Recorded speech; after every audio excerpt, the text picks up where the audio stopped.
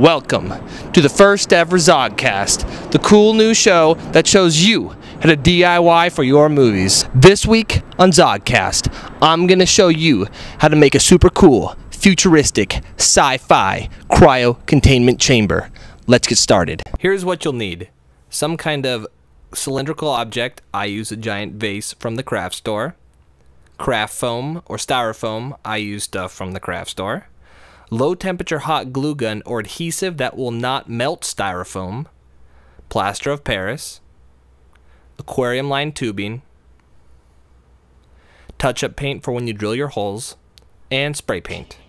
I started out by cutting the little spheres in half to make the little, I guess, doodads for decoration. I then glued my two cylindrical objects for the base together with a low temperature hot glue gun. Low temperature because high temperature will melt the styrofoam. I then cut the giant sphere in half and I'm gluing that to the top thing to make the top. Pretty easy. I then got out some plaster of Paris and I'm putting it on generously. I need to cover all the little holes that were in the styrofoam because I want a nice smooth finish. And don't be afraid to grab some gloves and really dig into the plaster of Paris with your hands. I did find it was easier to use my hands compared to a trowel. I then scraped off the little excess and sanded it down, put some more on, sanded it down, took about 3 coats.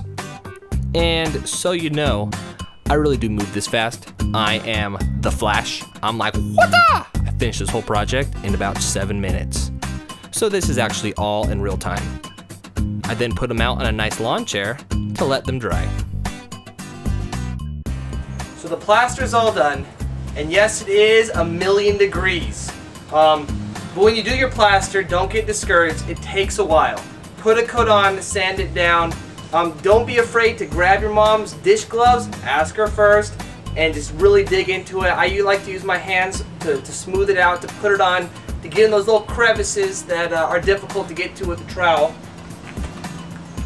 So, and then if you mess up, it's okay. Throw a little extra plaster in there, smooth it out again, you're good to go. Now let's move on to painting. Now it's time to do some painting. I'm using just regular ordinary spray paint because I covered all my foam with the plaster.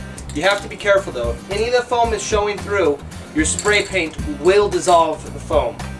So if you have any foam showing through, use water-based latex spray paint. Works great. It won't dissolve the foam. You'll get a nice clear finish. Be careful though, the water-based latex spray paint does come out a little thicker than normal spray paint. So take a step back, spray it on nice and smooth. Remember, many little small light coats is a lot better than a few thick heavy coats.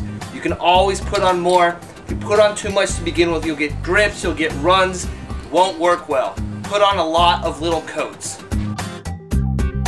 Painting is a pretty quick part of the project. Like I said though, do lots of little coats compared to a few big ones. You can always put more on, but if you put too much on, it's very difficult to take it off. I'm now gluing the top little doodads on. There's supposed to be like some kind of bolt sticking out of the prop. They look pretty good. Hot glue.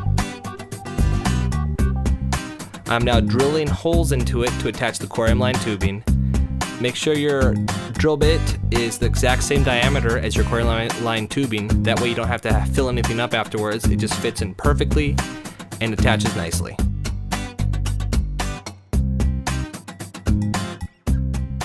When you drill your holes, you're going to chip off some of the paint. That's okay.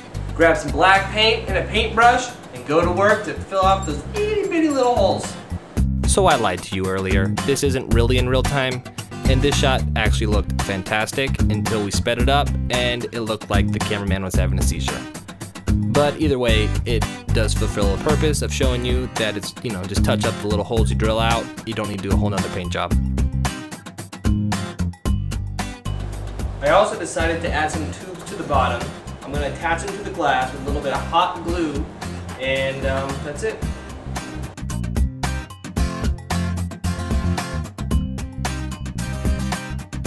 This is the finished product. I think it turned out very nicely. For the test film, I ended up just filling the base of it with a little bit of water and putting some dry ice in there to make a very nice smoky effect. But of course, you can put anything you want inside of it. What's that? It looks cool? I know. Let's move to the test film.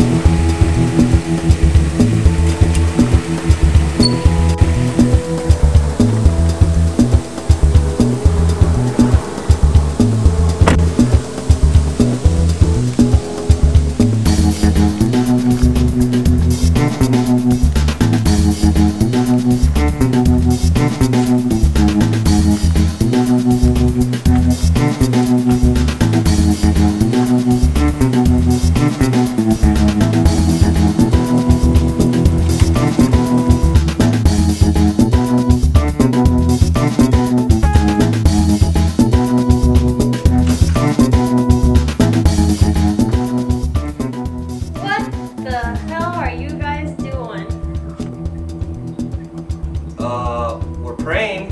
Okay, so who are you guys praying to? The cryogenically frozen brain of Jesus. What? The cryogenically frozen brain of Jesus. They didn't have cryogenics 2,000 years ago, guys. Really? Yeah. Where'd you guys get that anyway? I bought it at a garage sale down the street. Garage sale? And what makes you think it's Jesus' brain in there? There's a label right here. It says Jesus, rock on. Rock on? Really? Let me see that. That's not Jesus. It's Jesus, the Mexican rock star. Oh. Yeah.